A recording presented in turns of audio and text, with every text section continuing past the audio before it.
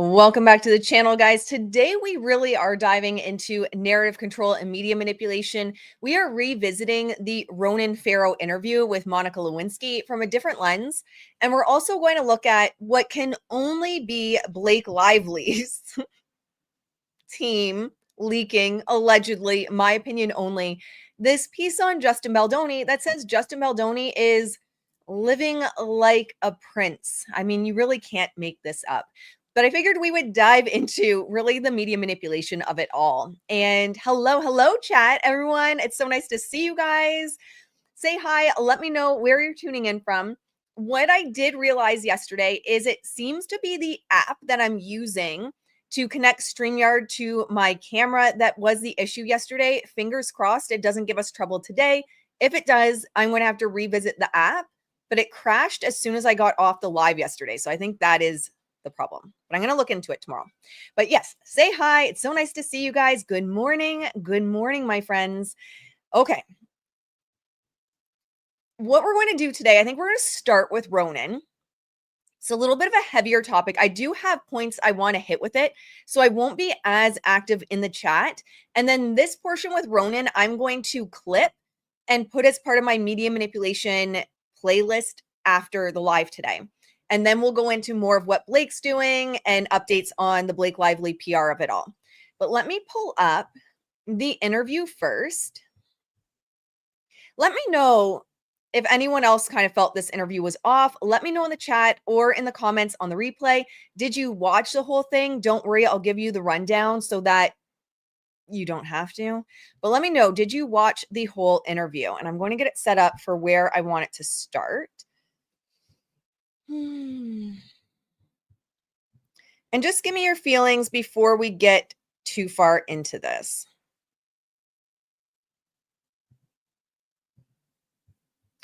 Okay, that should be lined up properly. And for those that are new to the channel, welcome. My name is Ashley Brianna Eve. I have over 15 years of experience in branding, marketing, and PR. And on this channel, I like to call out the narrative control and media manipulation that's going on because I understand what's happening behind the scenes. And so that's what we bring to the forefront here. It was so off, right? There was something that wasn't right about it. And I'm going to break down exactly what it was. So I watched the whole thing. I watched the whole thing from front to back. Before I looked at I watched the clip of him with Candace. And this morning, I watched the entire thing and I thought, we really need to go into this. Okay. Just getting all my stuff ready so I can hit all the points I want to talk to. Because this is really important to me. You guys know media manipulation, narrative control is really important to me. It's really important to the channel. So I want to make sure that I do justice to what I have to say here, to be honest. So this first came to my attention when I shared more in particular the reel yesterday. So I did a reel on the Candace Owens clip and how Ronan Farrow was calling out Candace Owens. And I noticed something. One, of course, anytime you add Candace Owens' name, it's going to stir up feelings. It's going to stir up emotions. It's going to stir up controversy.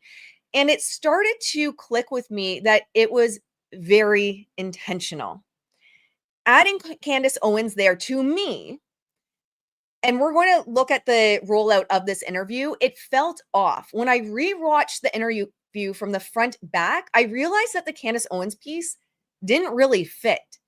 The Justin Baldoni, Blake Lively of it all actually did not fit in this interview. The interview itself was really about how trauma in early childhood or in our life sets the stage for our victories, sets the stage for our passions and what we chase down, really sets the stage for what burns inside us and why we do the things we do. And so what we're looking at from the interview is Monica Lewinsky kind of sets the stage with her own trauma. And Ronan Farrow almost interjects. It's a very odd interview, but he almost interjects. So she'll be talking about her trauma. She'll be talking about what she went through. And he interjects, but it's not as a probe. It's very odd. The structure of, it's not even an interview, maybe a conversation, I guess could be better described as. He'll interject, but not to probe, but to validate, align, and drop his own mini narratives within it. So she kind of tees him up for certain things. But again, it's more focused on what she's been through. And then it's Ronan interjecting with like, but that's why I do this, or that's why I investigate this, or that's why I'm passionate about this. And what we're looking at more so with Candace is they position themselves as almost the moral compass, going up against the cultural chaos of disinformation. They set themselves up as the moral compass taking down bad men. I mean, I can only fathom that in this interview, Monica and Ronan had some kind of funny agreement between themselves of how many names they could drop attached to the Me Too movement, comparing themselves to it, taking down bad men. And I don't know, maybe there was a joke of we'll watch this back and see how many shots we have to take. But over and over and over again, what we see in the interview is they link it back to Me Too. And in watching the interview again, where I was more looking at the interview from a second place and trying to understand where people were coming from, and because believe it or not, Ronan Farrow likes to position it as content creators, influencers, citizen journalists. We are just putting disinformation out. This is essentially the premise he puts forward is content creators are putting disinformation out, and anyone that listens to them, these aren't my words, these are Ronan's words, lack critical thinking. You all lack critical thinking. I don't know if you were aware, but now you know. Ronan has informed you that you lack critical thinking. And number two, you don't trust the ground under your feet. And because you don't trust the ground under your feet, you are listening to content creators. Candace Owens is simply a symbol. When you watch it back, it becomes even more apparent that she is simply a symbol for disinformation culture. That's it. And over and over and over again, you see people use, does this remind you of anyone? I don't know, Blake Lively, quote unquote, MAGA or Mommy Sleuths or Candace Owens and Megyn Kelly as us versus them. So if you are Team Justin, well, then you're MAGA. Then you align with this worldview. But if you're listening to the New Yorker because Ronan Farrow, if you're listening to New York Times because Megan Twohey, I mean, guys, they have Pulitzer Prizes. Is there anything better to show that they are the epitome of truth and justice and unbiased reporting? They have Pulitzer Prizes, right? But if you listen to them, you're on the side of truth. You're on the side of true justice. And you're on the side of those that do the reporting necessary so that you are not getting disinformation. And I'm not being hyperbolic. This is quite literally the entire interview. And when I watched it back again, my intention to watch it back was in looking at how can I see it from the perspective of people that are saying, no, Candace needs to be taken down. He did the right thing. And all it did was highlight more the problematic nature of this. It also brought up a lot of feelings for me in regards to why, and don't worry, I'm going to show you how Justin's name got brought up. You're not going to believe it. The bridge that Monica Lewinsky gave him is hard to fathom, especially for someone. Ronan Farrow is a very educated man. He's a very intelligent man. And that's why I say you have to give him his dues. You have to give him his flowers in many respects. People thinking that he has not chosen his words, people thinking that this is not intentional. Storytelling is literally how he pays the bills. Storytelling and words are his living. That's what he does. So he's a very educated man. There is no way he accidentally referred to Justin Baldoni as that guy over and over and over again, especially in an interview where essentially what they're doing is setting it up as legacy media versus content creators, which is truth, legacy media, according to them, versus disinformation, which is content creators. And they start to divide the line in the sand where if you listen to content creators, well, then you're listening essentially to Candace Owens, right? It's us versus them thinking, which in my opinion is where we lose all of our power, is when we get into us versus them thinking. Now, Candace, again, what we're going to get into is just a symbol. The real story is about controlling the narrative flow and discrediting dissent by attaching it to toxic symbols. Again, this is Blake Lively's playbook.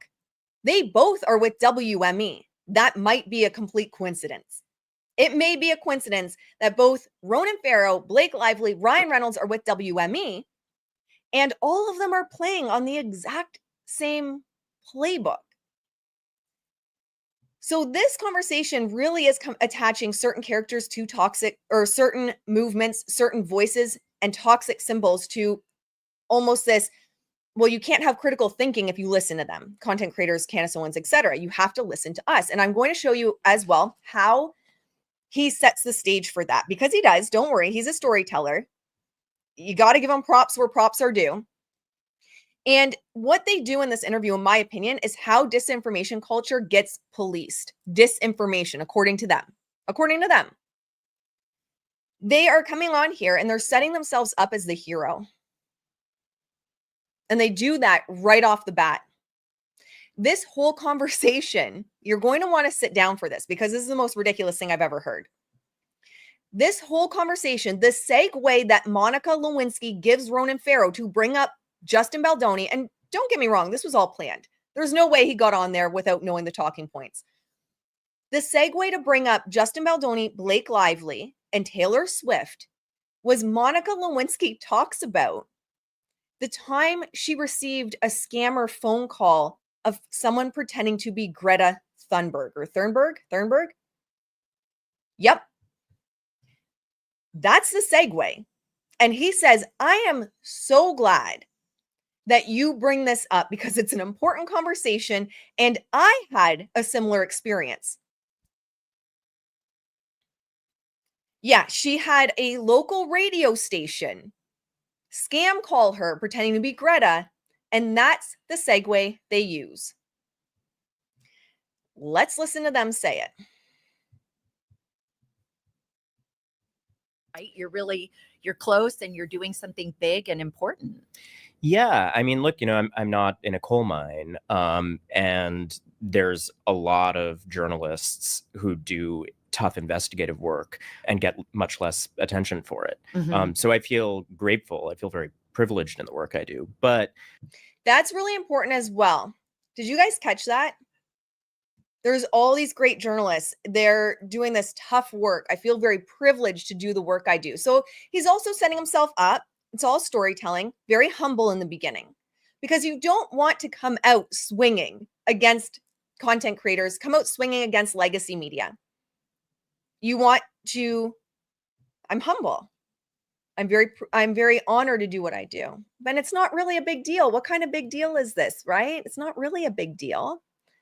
I also increasingly have transitioned from not being willing to make myself the story and not being willing to talk about the challenges to feeling that journalists talking about the headwinds is actually an important public service. Mm-hmm. So the headwind that they are teeing up is content creators. And again, I want you to keep in mind, because I think using people like Candace Owens and Megyn Kelly is very intentional, because it brings up emotion. And as soon as you bring up emotions, one of my favorite sayings is when emotions are high, intelligence is low. That's one of the things I hold myself to all the time. When emotions are high, intelligence is low. So you bring up a figure such as Candace Owens and emotions spike. And then that's all the conversation becomes, is if you're with content creators, you're essentially with Candace Owens. And subconsciously, people are going to say, well, I just don't want to be on her side. I don't want to be on her side. I don't want to be like her. I don't want to be MAGA. And again, this is the same playbook. I'm going to bring it up in a bit, just in case you haven't seen it. It's the same playbook that Blake Lively used.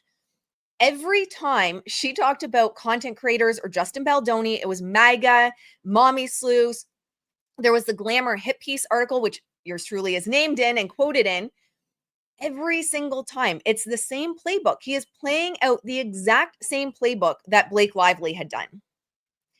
Now, I do have to go a little bit forward. I think this is where she talks about the horrible situation, the segue that leads us into Justin Baldoni.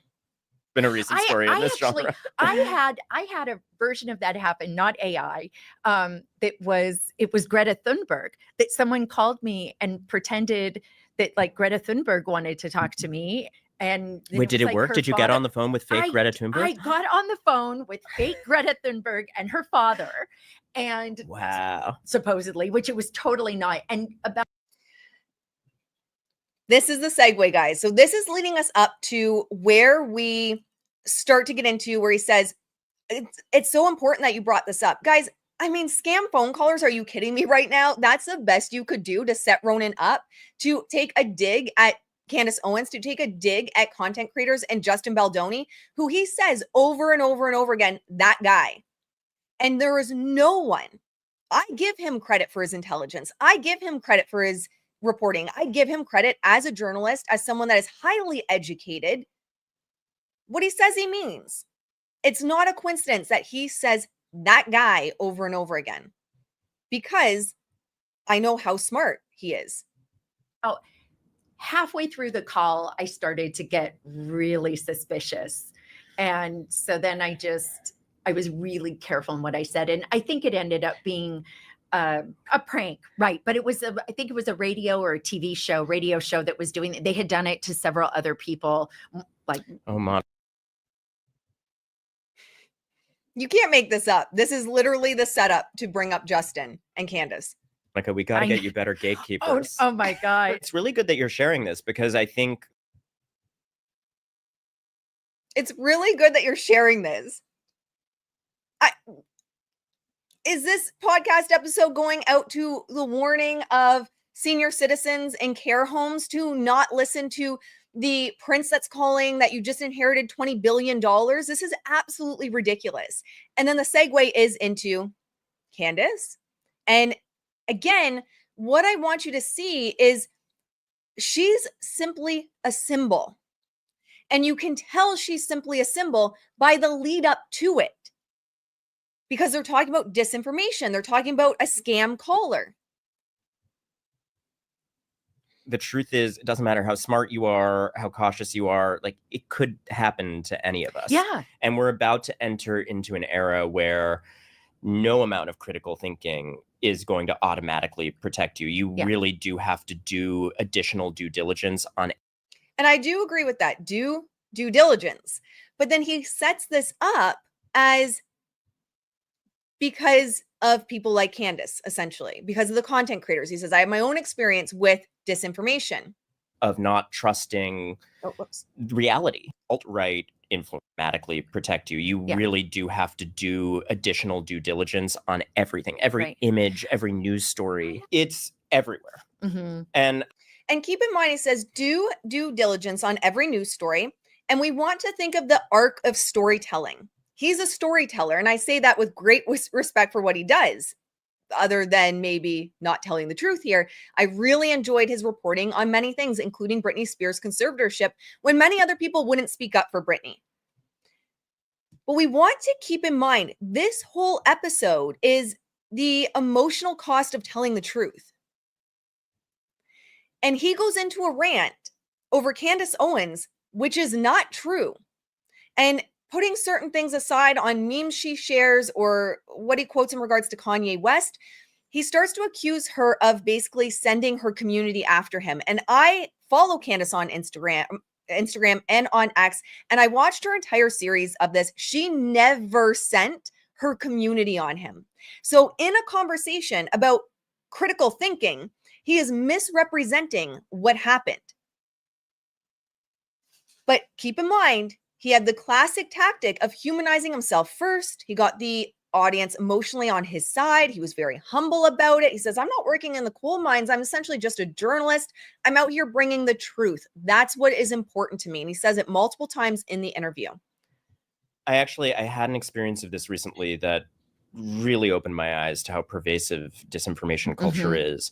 There was an alt-right influencer, and this is a person who, you know, tweets memes about Jews drinking Christian baby blood and like helped to radicalize Kanye West into racism, like into, you know, anti-black sentiment. Yes, person. Well, exactly. But has a real following.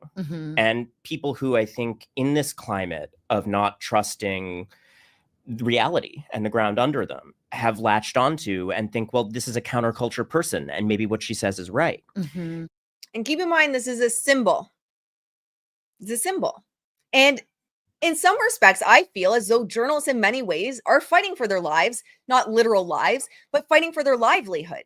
Because you do have content creators, you do have people that are now doing their own research, citizen journalists, and that is in direct competition to journalism, the traditional journalism, if you will.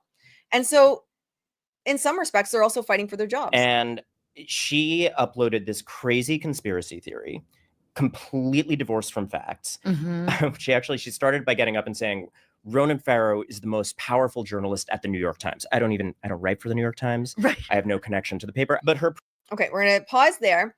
We'll get over into the Justin Baldoni piece. And yeah, that was misinformation. Someone should have double checked that. He works for the New Yorker. He writes for the New Yorker. Absolutely. I do agree in some respects. And at this point, it kind of seems a little petty when this happened months ago. And had never spoken on it. And he is represented by WME. Had he wanted to set the record straight, he could have been on any platform. Being represented by WME gives you the ability to be to be on any platform essentially that you want to.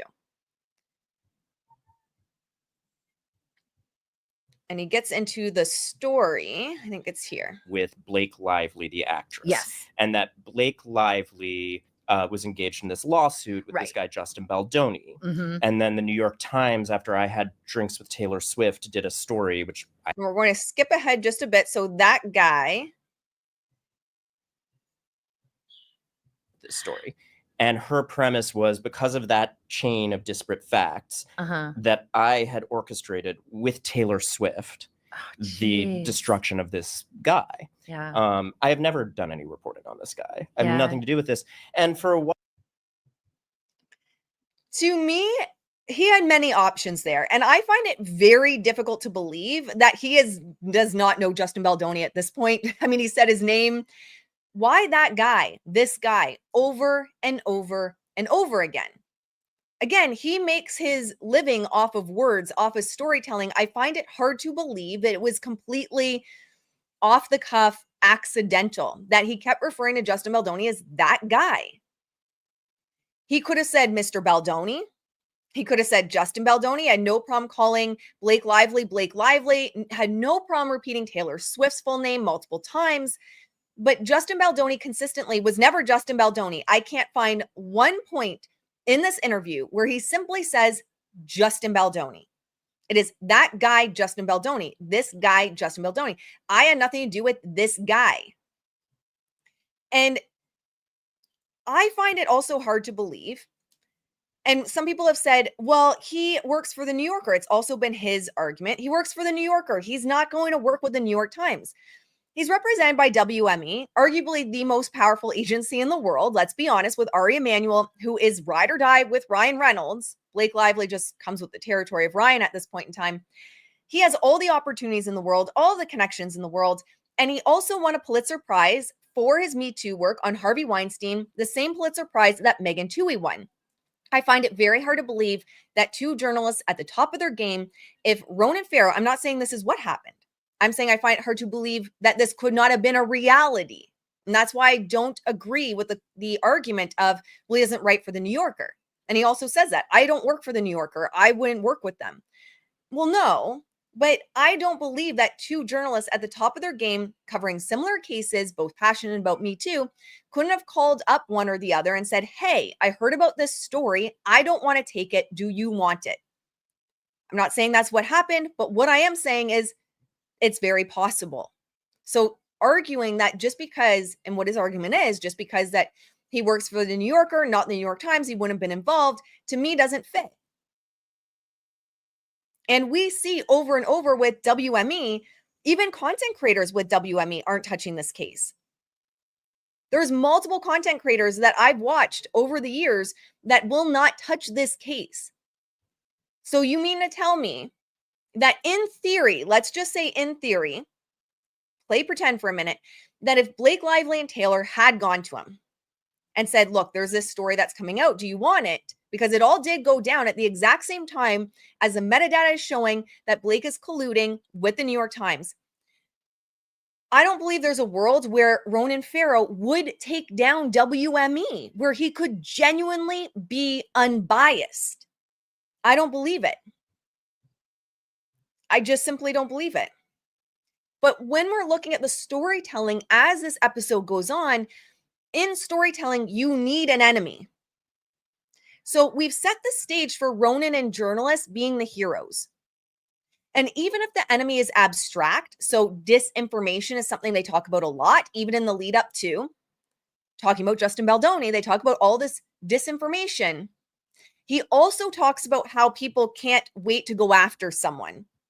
He talks about that at the same time as talking about Justin Baldoni. Well, the only one in this story that's having anyone go after them is Blake Lively, because people don't believe her. It's just very interesting the way the story is told, but you need an enemy. And it gives the story a villain to fight. And you can't be the hero unless there's a villain. So once the villain is dropped, which this is the villain in the story, just like how Blake Lively does it, MAGA is the villain, which she then connects content creators to MAGA. The audience unconsciously will sort themselves. This happens unconsciously. The audience is going to say, I'm not with Candace. I have to be with you. You give the option of two ways for the audience to go. They're either with MAGA, Mommy Sleuths, and Candace, or with the journalist who is spending his life overly vetting sources. He talks about how extensive the vetting is for his sources, how he believes in good information going out, how much he fact checks. Which one are you is essentially the question that they are asking in this interview. This is framing 101 in storytelling. And again, what I hope you guys take from this, I don't know if it's officially a podcast, this channel, and from my 15 plus years of experience in branding, marketing, PR, and before that, my education was in psychology. I worked as a counselor, is nothing is as it seems. Any good interview is a story that's being told. Any headline has a story and a motive behind it. There is narrative control in everything. So none of this is accidental, because you don't get to this level of success with it being accidental and not knowing how to articulate yourself and articulate your beliefs properly. So now they've set up the enemy. And the interesting piece for me, you guys are like, I need to watch this interview now. Ronan and Monica Lewinsky should cut me a check, sending lots of people over there. He sets it up. Now, keep in mind, we've had the interview of all about disinformation. He then gives disinformation about Candace. Love her or hate her, loathe her or like her, I don't care. What he then walks into is setting up disinformation about Candace. While as I was getting essentially doxxed by this woman, she sent out her followers, and every possible channel of public communication was, She did not send out her followers. I have been, and someone argued with me on my last video of this saying, you don't understand, Candace's followers go after people. They've come after me before. I'm still not going to say that Candace sent them after me. That's absolutely ridiculous. But they have come after me before. I remember around the time that we were reporting similar things in regards to this story, this exact story, even Ronan Farrow and Taylor Swift, they were accusing me of taking information from Candace. I even had someone say, I know you mentioned you watch Candace. I know you're stealing from her and you're stealing from the chat. Not even kidding. But I have the critical thinking that Ronan Farrow says that I don't have, to realize that her audience going off and doing things like that is not the same as her saying to go off and do that. Yes, he claims he was doxxed. He was not doxxed. She did not send people after him. He got some comments on Instagram, which people were very respectful, because I saw it all go down in real time. And unless his team was immediately deleting comments in real time that I didn't see, I never saw one that was hateful or rude. So now he continues with the disinformation. You're just dirt. You're worthless. You destroyed this man. Again, complete fiction. Nothing, not even adjacent to reality. Yeah. She did not call him dirt or worthless. She said that he is part of a hit squad with Megan Twohey. Very different. Very different. saying that you are part of a hit squad versus going on, as he said, all of the social media platforms and doxing him, sending her fans after him, her community after him, and calling him dirt and worthless. She never said that. Her premise in her video was about Me Too itself. And she doesn't agree with Me Too itself. And she's talking about the founders of Me Too, which is him, Megan Twohey, and I can't remember the third person that was involved. So he's telling you that if you have critical thinking, you listen to journalists. He set the stage of how much he does the thinking for us, how much he does the research for us. He set that stage, but then he's not being honest about what legitimately happened. But at this point, most people have chosen their side because you've name dropped, you've dropped a bomb of Candace Owens. And most people, all you have to do is mention Megyn Kelly or Candace Owens, and they tune out. Because when emotions are high, intelligence is low. We have a very difficult time thinking clearly when we are upset. So you mention psychologically Candace Owens' name, and it brings up a lot of emotions. You get upset. And now also the person, so for example, me, reporting on it becomes the enemy. Because Candace bad, Ronan good. So even me, if I just bring the information forward, all of a sudden I am also the enemy because I don't understand, according to people, how bad Candace is.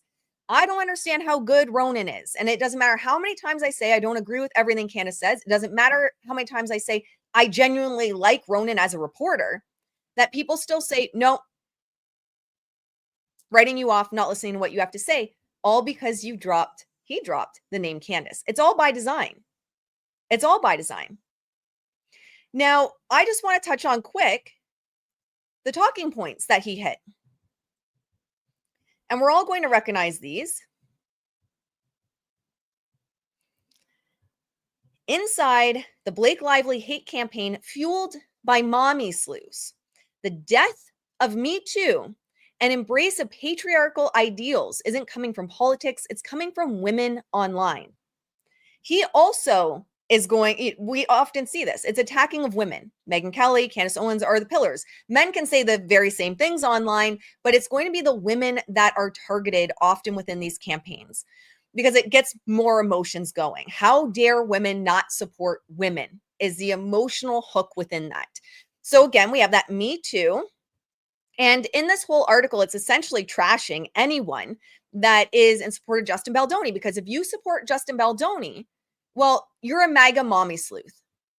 And I remember when this first launched, I was listening to Dave Neal, and he's going through it, and everyone's going, oh my gosh, did you realize that you're mentioned in this? So in here, I say, they quote me, and it's from a reel that they took this from. I assume they're working on strong-arming citizen journalists to stop speaking on the case, wrote Ashley Eve, a self-proclaimed citizen journalist on Instagram about Shapiro. And at that time, I was never self-proclaimed citizen journalist. I was very clear I was in branding, marketing, and PR.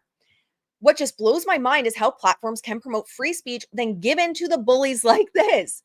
What we're seeing in real time is how people with money and power manipulate headlines, Google, and social media apps to feed you a very specific narrative. Those are my words. And then the glamour writer, Stephanie something, I'm just going to say it. This isn't normal. And it's about more than just Blake Lively. Since Me Too exploded into public consciousness in 2018, an online war succeeded in erasing many of the gains made by the movement. And again, might be a complete coincidence, but it just seems odd to me that Blake Lively is no longer talking about MAGA mommy sleuths, but Ronan Farrow comes out and now is bringing the same conversation up. It might be a complete coincidence. But it just sits really weird for me that we haven't seen this narrative from Blake Lively. And one of the things that you learned here, if you've been here for a bit, or if you stick around, you hit like, subscribe, and hang around the channel. One of the things I say is in PR wars, sometimes you need to bring someone else in to speak for you. If you can't speak for yourself, you get someone to back up either your story, you get someone to speak towards your character, but often you can bring other people in to speak for you. And I'm not saying that's what happened here. I'm saying it's just very odd to me, because I can't prove it. It's very odd to me that as soon as we start to see those headlines go away, the MAGA mommy sleuths, the misogyny slop ecosystem, As soon as those stop, enter Ronan Farrow talking about the problems with disinformation and Me Too and how it's harming Me Too. They talk about the bad men that he goes after within the interview, which he has gone after a lot of bad men. Absolutely. But I think this is the last article, I believe, or one of the last, where it could be traced back to Blake Lively's PR team. It's the misogyny slop ecosystem, how Candace Owens and the American right declared war on Blake Lively. And it can be a coincidence. And I'm not saying that he necessarily supports Blake Lively herself. Again, if we're getting caught in the weeds, we're missing the entire point of all of this. So we've seen this talking point over and over again. And what tends to be happening, and what I've noticed, the thread that's happening, is there is a using of Me Too to try and regain control of the narrative for legacy journalists. You don't have to be Blake's bestie. You don't have to necessarily support Blake to be noticing of a thread that's coming through within powerful people that are losing control of the narrative. They're going back to Me Too. And if you're listening to content creators, well, then you're against it. You're against women.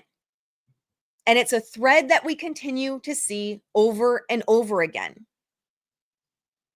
So that's what I noticed with this interview. It was very interesting to me. It really isn't about Candace Owens. If you actually pay attention to what they're saying, it isn't about Candace Owens. It's about the same shit that all of these articles do. It's the same shit that all of these journalists have been doing.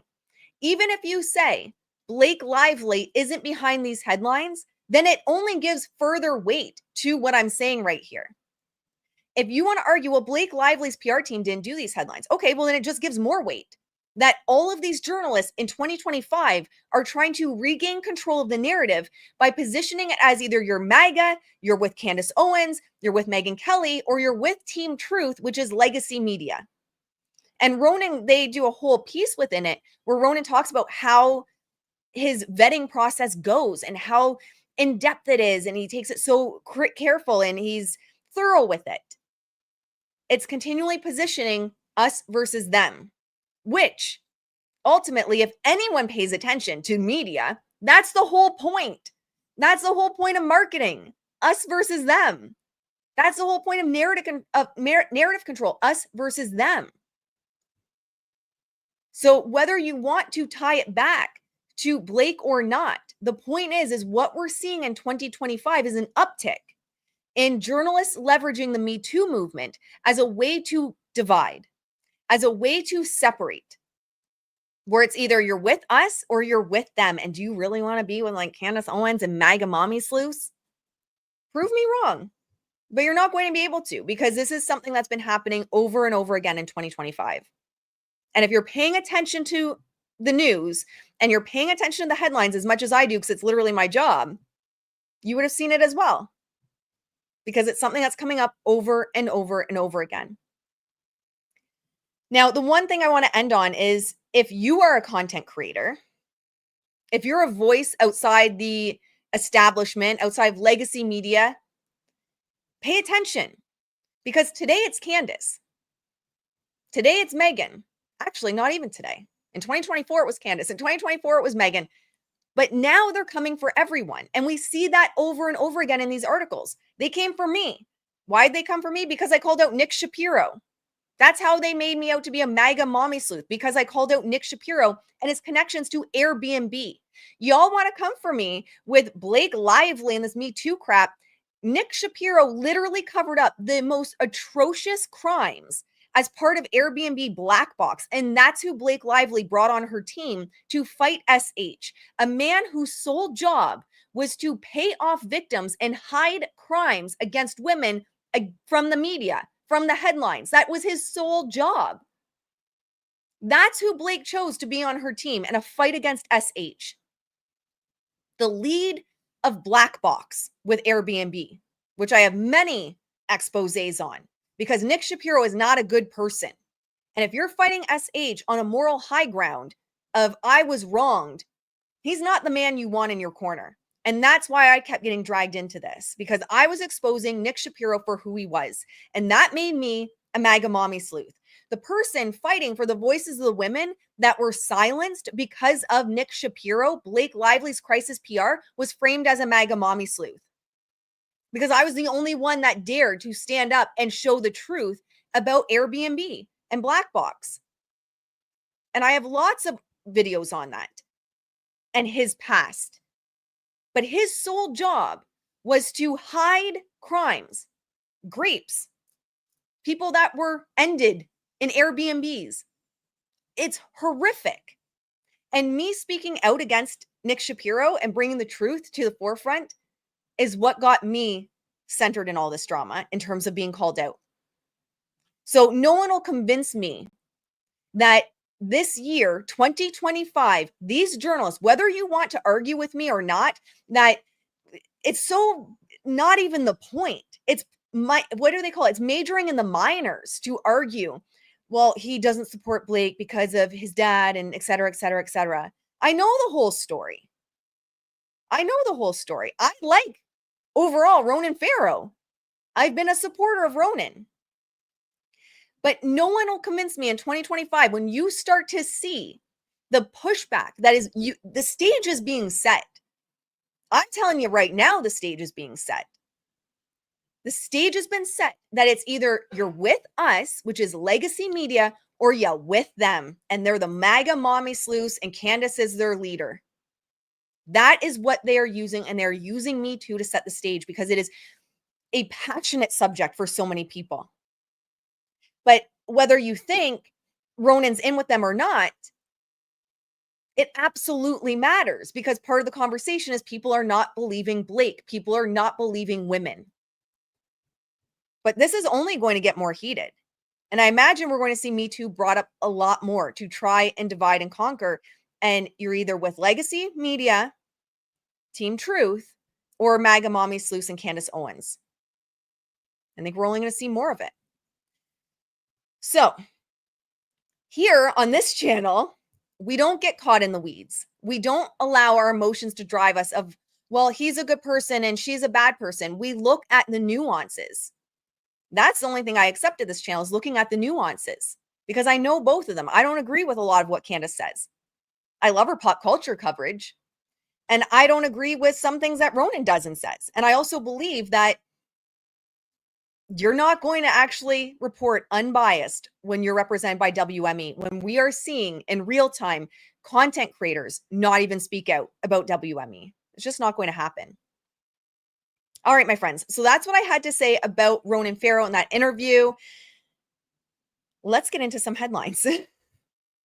I'm so passionate about that because all we talk about on this channel is exposing headlines and exposing what's going on. And then people are like, you don't understand. Candace is a horrible person. You don't understand. Ronan's a good person. And it's like, you're missing the entirety of the point. And that is the point. That is the point. All right. Let's see if we can find this absolutely ridiculous article. Now that I'm all worked up. Let's see if we can find, thank you.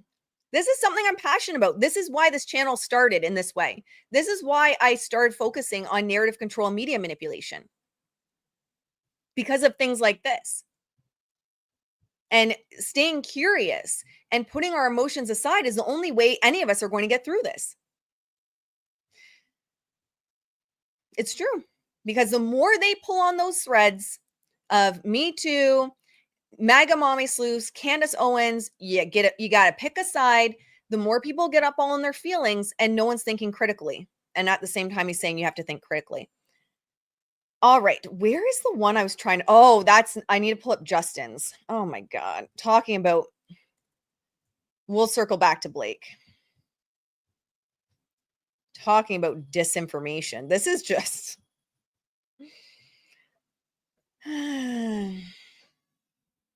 Have you guys seen this? Justin Baldoni lives like a prince amid legal drama, very high opinion of himself, exclusive. Here we go. So this launched yesterday. He's been embroiled in headline-making lawsuits all year, but Justin Baldoni isn't keeping a low profile. He's still living his best life, and he's doing it without any guilt or shame. A source tells Globe of the It Ends With Us actor and director who is accused of SH in a bombshell lawsuit filed by his co-star Blake Lively in December 2024. Baldoni denied her claims and filed a $400 million countersuit against Lively and her husband Ryan Reynolds, which was later dismissed. The first thing here that I see is, I mean, obviously it's her side. Obviously. I mean, that's very apparent. When you have an exclusive, someone spoke. I don't know if Blake's not working with People anymore, but we're not seeing as many features in People. Maybe People kicked her to the curb because they took Taylor's side, or she's decided that she won't go to People because People is Taylor's place. I don't know. But exclusive is always going to be someone spoke. Could be a friend, could be something, could be a PR agent. Now, this piece here, he's living his best life and he's doing it without any guilt or shame. When we looked back at him going to her deposition, I had said that this was really important for framing the PR, because I said what she's probably going to try and do, we talked about this, is frame it as if he didn't show up. Well, look at him. He doesn't even care. There's no guilt. There's no shame. He's just, he's off living his best life. He won't even show up to the deposition. So I had called this around the time of the information coming out that he was actually at the deposition. I said he needed to be there, whether he wanted to be or not. He needed to be there because her team was going to try and spin this eventually of, look, all you see are pictures of him surfing and having fun while I'm dealing with this SH lawsuit. And I had people come for me and they're like, it's his right to be there. I'm like, I know it's his right to be there, but it's also a PR move at the end of the day because he has to be there. Well, sure as shit, Blake still runs with this headline either way because she's cray-cray, my opinion only. So she's still running with that headline regardless. I mean, she's dropped the Me Too mommy sleuths and she's going into, he's living like a prince without a care in the world, which I highly doubt that's the case. And I imagine he is incredibly stressed. According to the source, the 41-year-old who is worth an estimated $6 million, I don't know how that's relevant to anything, her celebrity net worth, still lives like a prince and enjoys the best things money can buy. Who wrote this? If he's worth $6 million, and I know Steve is apparently taking care of the bills, but if he's worth $6 million, they've got to be like $1 million deep in this lawsuit already. They've got to be. So $6 million, being worth $6 million isn't really a flex when you're up against like Ryan Reynolds. What's his net worth listed at? It's just wild to me. So he still lives like a prince and enjoys the best things money can buy. Okay. His coffee that he goes out for with his wife. Ignore Ashley at your own risk. I love you, Leo. Happy Christy says, question, why doesn't Justin's PR people put things in the legacy media like Blake Lively's PR people are doing? It's a great question. We did talk about it earlier this year, where every time Justin spoke out, or his team, not him personally, but every time his PR team did something, which was never bad, it was just certain drops that the PR team were doing, Blake would hit back with the abuser's playbook. This is the abuser's playbook. And it became almost, you could see his team stop with that, because no matter what they did, no matter how innocent it was, her team hit back with that. And that's when we really started to see the Me Too enter the narrative, the MAGA mommy sleuths enter the narrative. And Blake made it so messy. And so around that time, I said one of the great things for him would be to get people to speak out on your behalf, which around that time, certain people did speak out. But yeah, it's walking that thin line, because unfortunately that has traditionally this year been the approach she's taken, is be like, this is the abuser's playbook. Of course he's slandering me in the press again. So this source continues, he's got his beloved sports cars and custom tuned Lexuses, and he never misses a workout or spa treatment. I've never seen just a pop shot of Justin Baldoni cruising around in sports cars. Like, what? He's out with like his surfboard at the water. What? He gets $1,000 haircuts and wears $1,000 shoes. $1,000 shoes, like it's totally no big deal. Oh, it's totally no big deal. Are his shoes yummy? Source? Are they yummy, glittery, sexy shoes by any chance? Totally. During a pretrial conference in February, his lawyer, Brian Freeman, who also represents his producing partners, Jamie Heath and Steve Sarwitz, told the judge his clients were devastated financially and emotionally by the lawsuit per people. Freeman also alleges that Baldoni had been exiled from polite society and suffered damages totaling hundreds of millions of dollars because of the lawsuit. In newly unsealed text messages from Lively's suit, in which she also accuses Baldoni of launching a smear campaign against her, the actor's business partner Heath revealed he had hired a $9 million crisis management firm.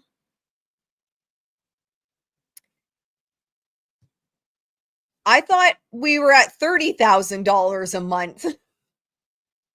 So are they upset that the old narrative wasn't working? So trying to paint it as $30,000 a month in PR, we quashed that here. Where I was like, that's actually cheap. That wasn't working. So now we have to paint it as if they're spending $9 million in crisis management. This is so bizarre. But despite the publicity firestorm that threatens his career, adds a source, a Jane the Virgin star dresses and looks like a guy who holds a very high opinion of himself because he absolutely holds that opinion. Yes. Him at the beach. I can just feel it oozing from him and his board shorts that he holds a very high opinion of himself and dresses like it. It's rage bait. Oh, for sure. It's ridiculous. Darvo, that's what else she used to cry. Yes. Thank you, girly. That is what else she used to cry. She hasn't mentioned that recently. Thank you, MDR, for the super chat. Great Go video. I'm so glad you guys enjoyed it. I'll make sure to get one out weekly. Even the words guilt or shame implies that he has something to be guilty or ashamed about. Well said, which at least so far the evidence doesn't indicate. Agree. That's a great thing to notice as well. Thank you for pointing that out. Absolutely. Words matter, right? And I love that you guys are catching on to the words and you're pointing out like the manipulation and the narrative control within it. Even after all he's been through, he's not letting anyone change who he is or how he lives. That's the story. It's wild. That is such malarkey. But there you go. That's the big hit piece. Nothing really is happening. So we have that is the main story for him right now. I can't imagine. I mean, Yahoo Entertainment picked it up. We'll see how many people pick it up. We have Perez Hilton breaks his silence after he's hit with a subpoena by Blake Lively as part of her lawsuit against Justin Baldoni. So he's in court today.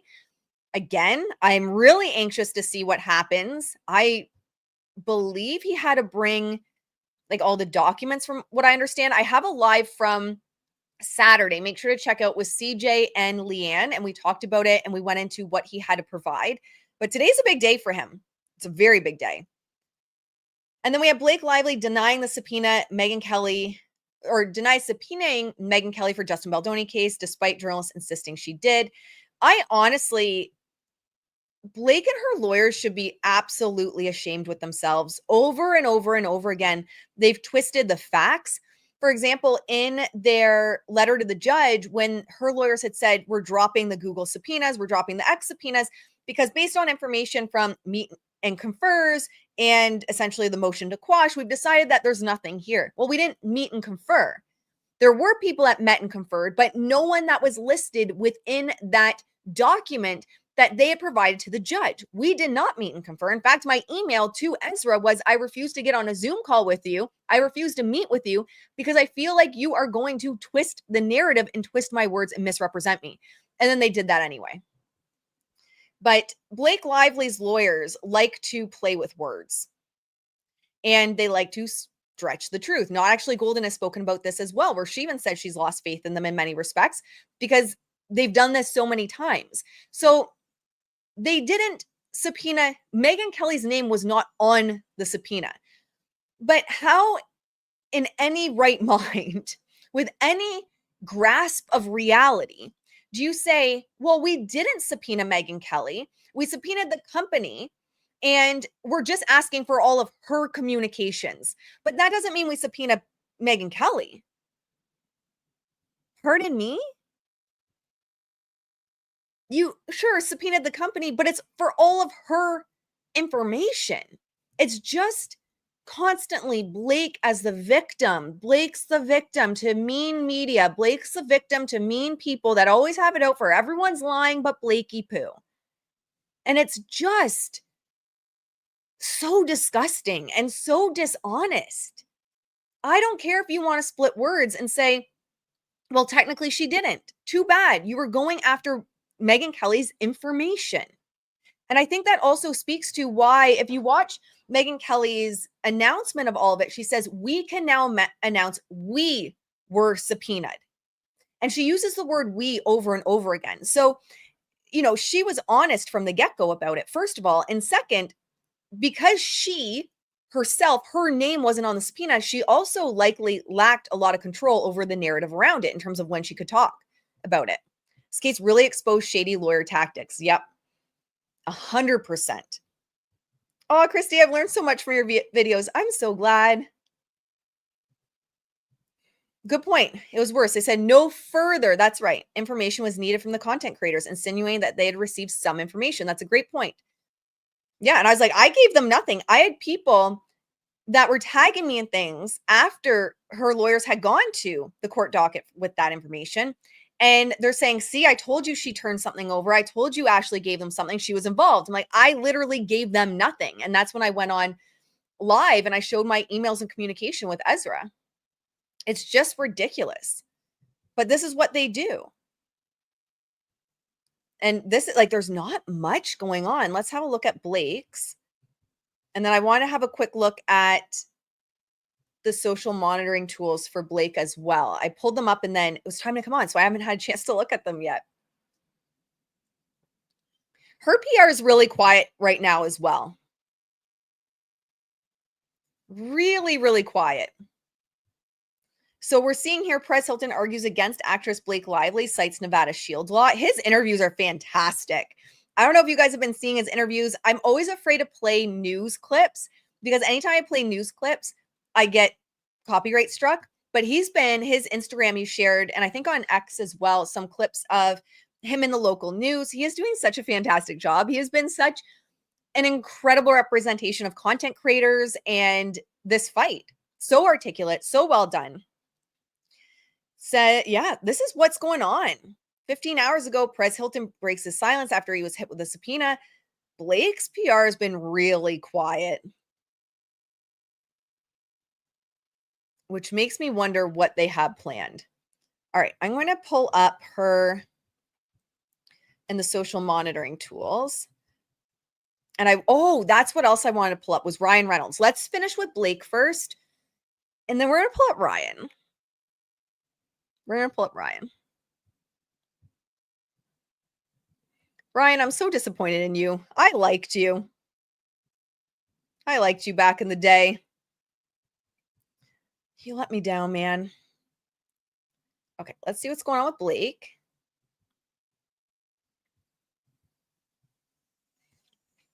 So this is not the fancy stuff that a team like Blake would be using. Those run about $50,000 a year to get that level of software, but I have them for clients and client work, just not the level that they would normally have. All right. So Blake, a strong presence of disgust emotions detected among your mentions, specifically on X. So that hasn't changed. Negative reach is 2.22 times higher than positive ones. What comes as no surprise, dominant neutral mentions generate also neutral reach. And that tends to be, when the report says as no surprise, neutral opinions. The reality is like emotions and getting really emotional is going to get more reach at the end of the day. I can put a video up of like the 7 lessons to living a happy life and no one clicks that shit. But you talk about like Blake Lively and everyone's clicking it because it's so emotional.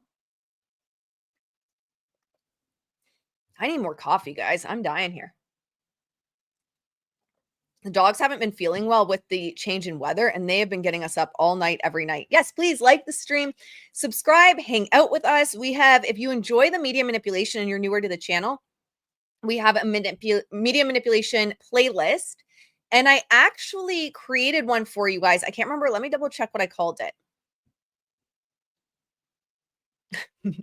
Ryan's going to love me. I created the MNTN Max Effort Exposés. Whoops a daisy. All right.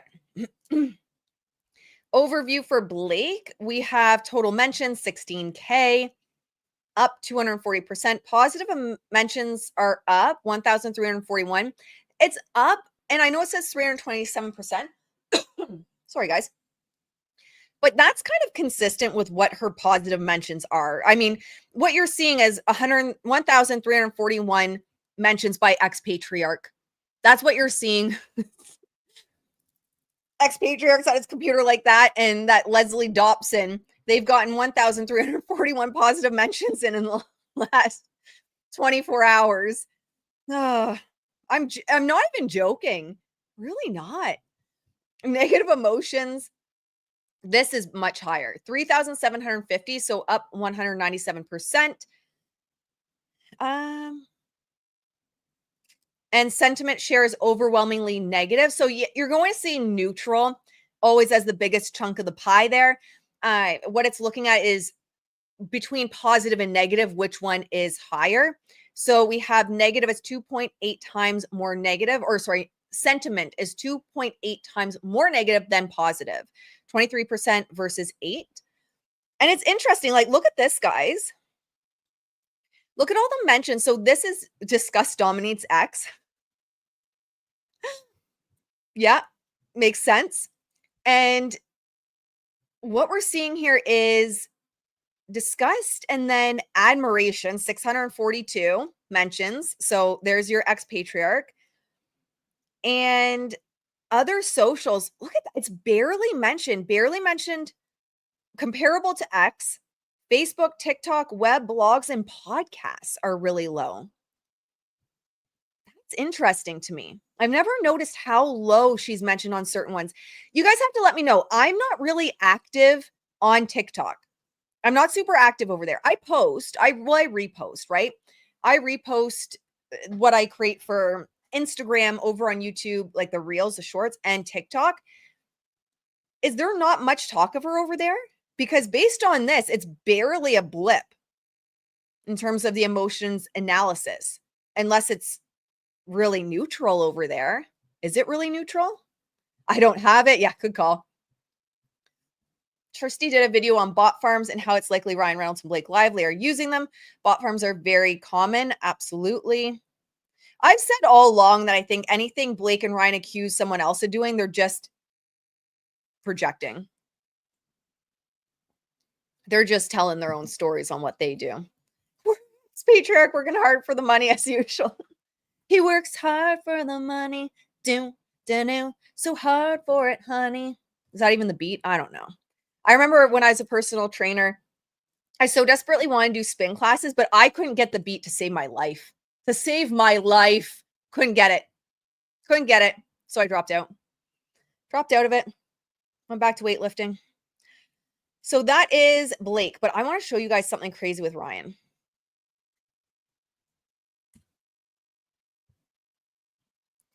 Who saw it and watch it have shift over? Did you do personal training? I love that. That song will be in my head all day. All the ADHDers are going to hate me for that one. Let me pull up a couple things for Ryan. And I hope, because I don't think I saved the links for myself. So I hope I can find them in real time, because I didn't think I was going to cover Ryan today. We'll just do a quick bit on him. So Ryan. Oh, Ryan. We had this post, right? So it came out, gut punch about Ollie leaving. It was very sweet. It was very sentimental. And then he added a PS. And the PS was added about an hour after the original post. And I had said that I think that's to get ahead of bad headlines. Now, on the members only live on Saturday, I pulled up my social monitoring tools, and you could see in real time the negative headlines coming out for Ryan Reynolds in regards to Wrexham. Those were the major negative headlines. He had some for divorce with Blake, but they weren't really garnering much reach. There wasn't anything significant about them. And so I said, I think this post was a PR play, my opinion. And the PS part, they realized, so originally it was like, okay, Ryan pens this heartfelt mention about Ollie. He cares about him so much. And he was like family and et cetera, et cetera. Look at all these amazing memories. And then they added the PS because they ended up coming up with a PR spin of basically this heartwarming story of his mom is going to lose her boyfriend. Damn it, I hope I have these saved. Let me see if I can find them really quick.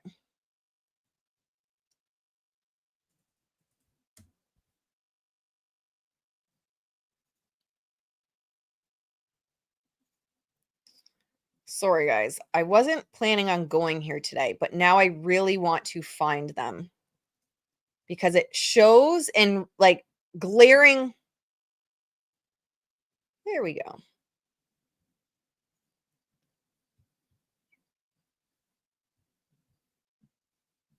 These were the headlines that were starting to gain traction. Ryan's PR was making it seem like it was mutual, we parted ways, but this is what it's a good song. I'm gonna have to sing it now. Find them. You're like, I don't care how long it takes, just find them. Then I'm gonna get people pissed because my live streams go too long.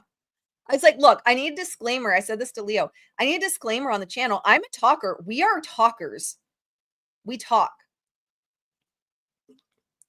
You might get under 20 minutes if I do a separate story and record it on myself. And still, even then, I end up having to edit out like 40 minutes of it. I said there were an hour and a half editing it because I don't stop. Okay, so this was coming out. That was August 29th. These stories were starting to trend.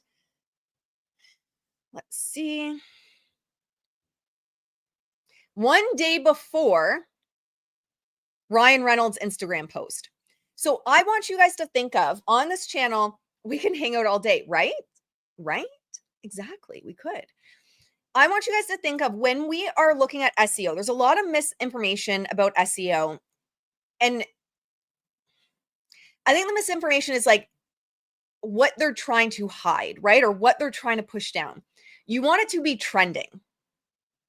So just because they're putting a PR story out about something or they come out with something doesn't mean that they're trying to push down something specific that might seem like.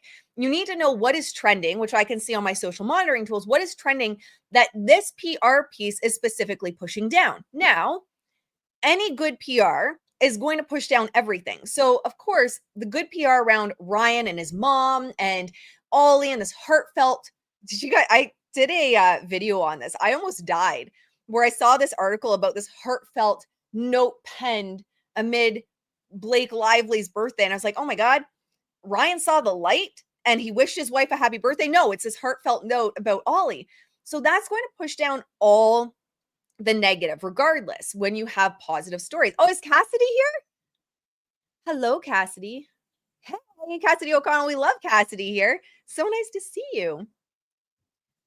No need to explain yourself. We're here to hear you and learn live. Well, there exactly. It's a community. Exactly. And so we want to look at what exactly are they pushing down? And usually you're going to see keyword hijacking. So when we look at this, the major things that are being used in the headlines that were trending were Wrexham, contract of a player, like so the contract, Ryan Reynolds, and Deadpool film. These are all in the headline. Your H1 headline, this one is rich. I mean, whoever wrote this, Abdi Rashid, thumbs up, great job. That is a great headline. I apologize if I butchered your name. I butcher names. Fantastic keyword rich headline, which is going to get it trending, which also means it was a threat to Ryan Reynolds' PR, because essentially what PR is controlling the narrative of what other people are saying about you and seeing from you. And I do have a Your 90-Day PR Playbook course. If you're looking how to apply it into your own personal brand, you do not need to be a celebrity to worry about that. All of us should be thinking about what are people saying when I'm not in the room. So Wrexham striker Ollie Palmer has left the club by mutual consent. The Welsh side has confirmed. The 33-year-old forward who signed with AFC Wimbledon. Oh, is this a different one?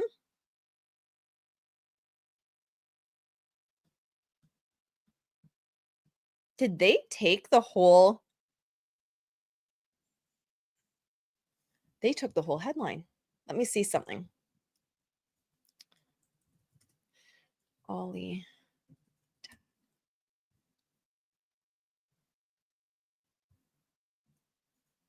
Interesting.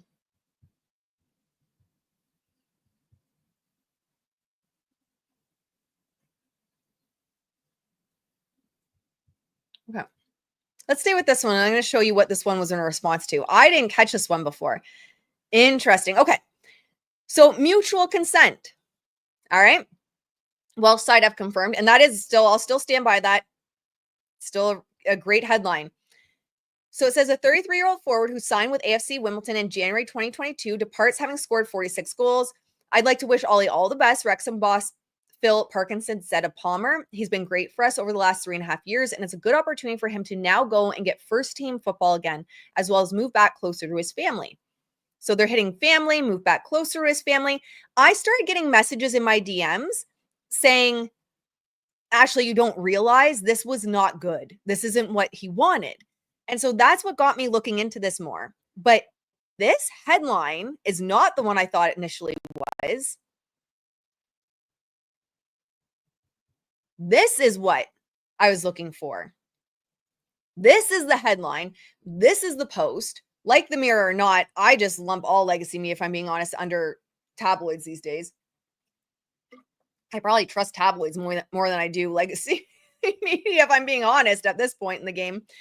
But Wrexham star misses out on dream move after dad called out Ryan Reynolds' transfer. So you can see now how the other headline that came out after, it's hijacking Ryan Reynolds in the headline and Wrexham. But this I found really interesting because so many of the community members were in my DMs being like, this isn't what, it's not as mutual as you think. Or, well, as they're making you think. Wrexham star Ollie Palmer has missed out on his dream move after leaving the club by mutual consent. The striker has been a key figure for the Red Dragons over the last 3.5 years, helping them achieve 3 consecutive promotions from the National League to the Champions. So he was in Welcome to Wrexham. He was also in Deadpool, cameo in Deadpool. All right, here it is. He once expressed his desire to either retire at Wrexham or to play in the MLS if it wasn't possible. Palmer outlined his goal after admitting that the club's rapid progress could see his services no longer required. Speaking on the Elvis Duran show in May 2024, he said, I'd love to play for Wrexham until the end of my career. That would be my ultimate goal. But the honest reality is that it's growing at such a fast pace, and the aim is to get into the Premier League, and there is no time to be sentimental, which business is business at the end of the day, and I think he realizes that. My aim is to be there for as long as possible and to deliver the club's success. I'll do that for as long as I'm wanted to. Failing that, because everything does come to an end, I'd love to play in America. Despite his ambition of playing in the States, he has now made the drop down to League Two with Swindon Town, joining the club on a 2-year deal. It comes after he was frozen out of the Wrexham squad by manager Phil Parkinson in the second half of last season as they secured automatic promotion from League One. Anyway, it says the decision, it goes on a bit, the decision was not received well by his dad, Andy Palmer, who publicly criticized Parkinson for leaving his son on the sidelines. He even took a swipe at Wrexham's significant January spending in a post on social media. Yeah. So his family came out. There were articles trending around, it's not what you think. It's not exactly how Ryan Reynolds is making it out to be. And what we got after that was which one was it? The Daily Mail UK about Ryan Reynolds and about Wrexham. We got his post on Instagram, but there were more bad news bears. Let me see. That was coming out. And it also goes to show you he cares more about fixing the narrative with Wrexham than he does with his wife. That's his priority. And also, I would say it gives us a big clue that obviously his investments in sports teams are meaning a lot more to him than even Hollywood at this point. He doesn't seem to be trying to fix Hollywood. Okay.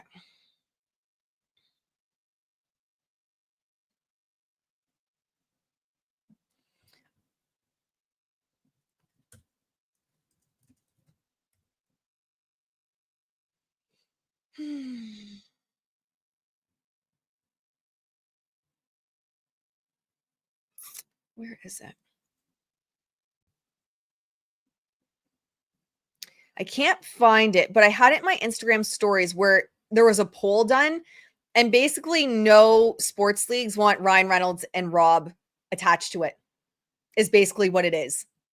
Thank you so much, Carly. Thank you so much for the support. I appreciate you guys. So there was that headline essentially of fans don't want him. They did a poll. No one wants Ryan Reynolds.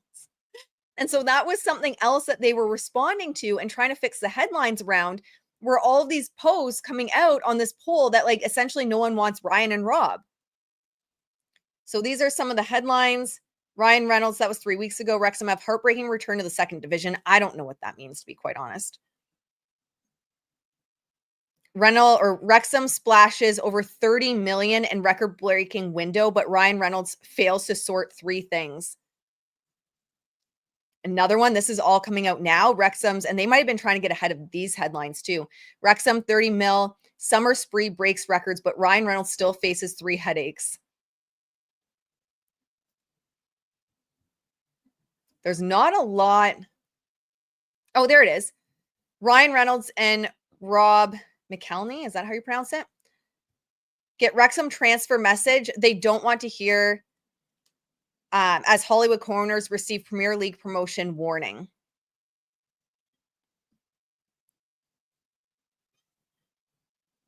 Yeah, so they're getting these warnings from the fans.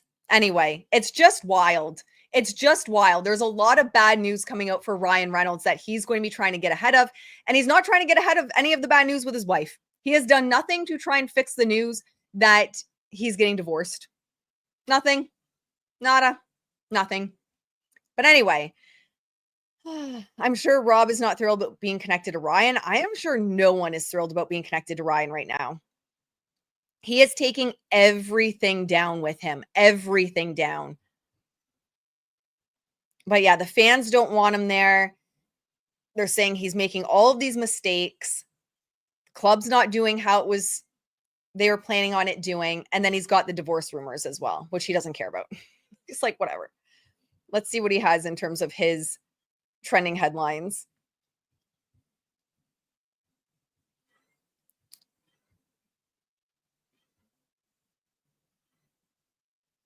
So see, that's also in the news. So when we're looking at SEO, you want to look at what's above the fold. We had to go down a bit. I don't know why on him there's so much bullshit before you get to the news, but there is.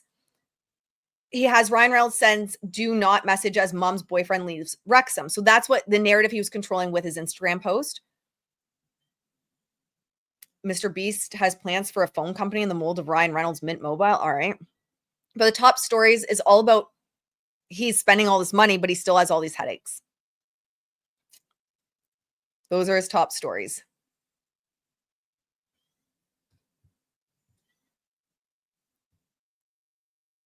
Yeah.